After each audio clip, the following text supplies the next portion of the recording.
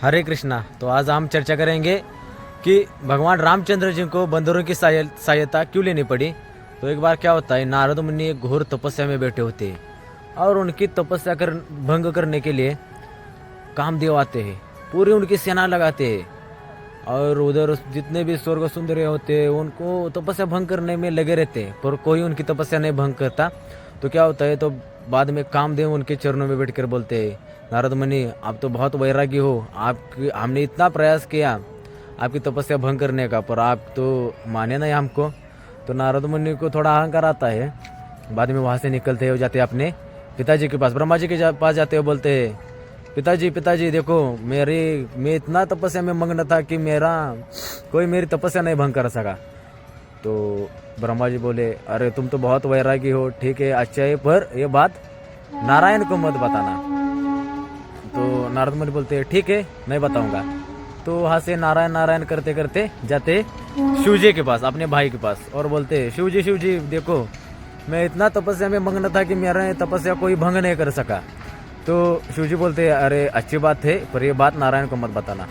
तो वहाँ से नारद मुनि बोलते हैं नहीं बताऊंगा, और वहाँ से नारायण नारायण करते चले जाते हैं।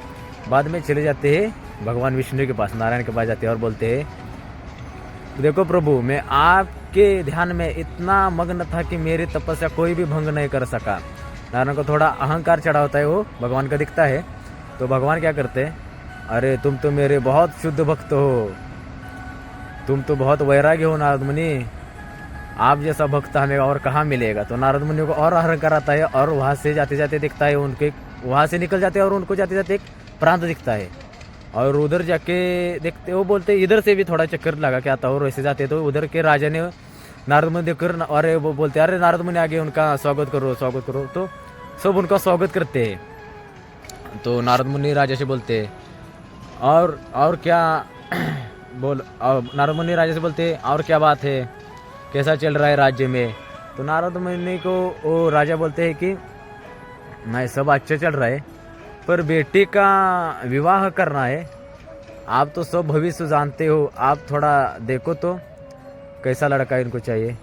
तो नारद मुनि बोलते हैं बुलाओ उससे। तो उस लड़की को बुलाते तो वो होते विश्व मोहिनी।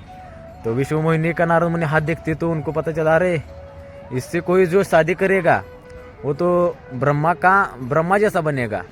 तो नारद मुनि को लगता है कि इससे मैं ही शादी करूँगा।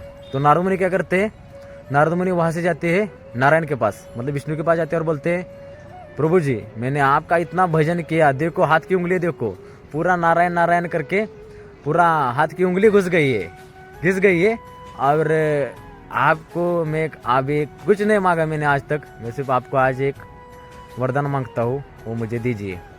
तो भगवान विष्णु बोलते हैं ठीक है क्या मांगना चाहते हो मांगो, मुझे एक सुंदर रूप चाहिए, मैं अच्छा दिखना चाहिए। तो भगवान बोलते ठीक है तथास्तु।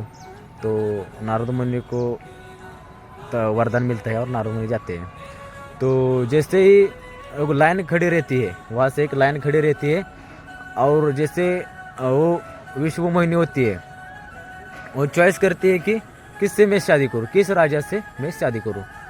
तो सब देखने लगते हैं, राजा देखते हैं, चॉइस करते हैं, आगे जाते हैं, मतलब पसंद आगे तो आगे बढ़ती है और आता है नंबर नारद मुनि का जैसे नंबर आता है तो नारद मुनि को लगा कि मैं तो बहुत खूबसूरत लग रहा हूँ, तो ये माला मुझे पहनाएगी आज। तो नारद मुनि के पास जाते हुए हंसती है थोड़ा, और नारद मुनि को पता लगता नहीं कि क्यों हंसी। तो बाद में थोड़ा आगे जाकर स्वयं उधर भगवान विष्णु आते हैं और उनको माला पहनकर वो विष्णु मुनि को लेकर जाते हैं। तो नारद मुनि को थोड़ा हैरानी हुई, नारद मुनि थोड़ा गुस्सा हो गए और सब उधर के लोग बाकी के हंसने लगे। तो वो बोले, नारद मुनि बोले उन लोगों से क्यों मुझ पर हंस रहे हो। तो उधर के लोग बोले थोड़ा अपना मुंह थोड़ा आईने में देखो।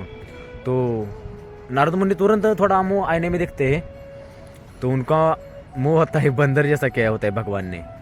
तो नारद मुनि रोते हैं और तुरंत वहाँ जाते हैं भगवान विष्णु के पास जाते हैं, नारायण नारायण बोलते जाते हैं उनके पास और कहते आपने ये अच्छा नहीं किया, मुझे आज इतना मैं आपको कभी कुछ नहीं मांगा और आपको मैंने एक बार ही मांगा और आपने मुझे ऐसा मुँह दिया, तो आज मैं आपको एक श्राप देता हूँ और मैं कहता हूँ कि जैसे मैं भी आज एक स्त्री के लिए तरस गया, वैसे भी आप एक दिन स्त्री के लिए तरसोगे, और ये जैसे बंदर ही आपको मदद करेंगे और उनकी आपको सहायता लेनी पड़ेगी। तो भगवान को कोई श्राप तो दे नहीं सकता और लग भी नहीं सकता। तो भगवान बोले ठीक है, आपका मैं श्राप स्वीकार करता हूँ और इस श्राप को मैं लीला में वर्णित करूँगा।